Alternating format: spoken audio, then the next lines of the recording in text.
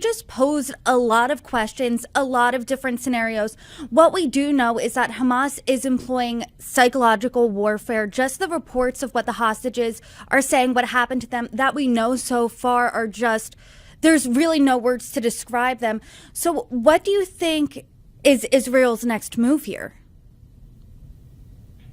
No, you're right. And quite frankly, if Hamas thought that it was going to gain a benefit by releasing that video of the father and claiming that the 10-month-old and her family were dead, I think the opposite happened. I think the resolve in Israel was reaffirmed that they weren't going to be held hostage by the psychological warfare, that they were going to continue on the battlefield until their military objectives were secured.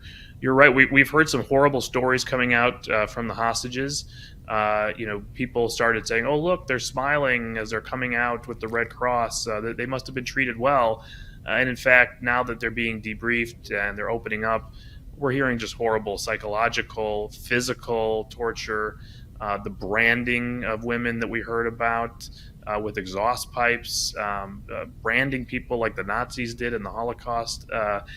The one girl who had an operation performed by a veterinarian while over there, women being put in cages, we understand, children who were held at gunpoint and told they couldn't cry while they had to watch horrific videos.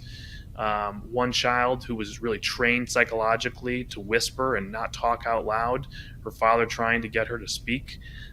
These are horrific stories, but it shouldn't surprise us. If you watched any of the coverage of October 7th, you've seen the videos of what Hamas is capable of. This is not a surprise, sadly.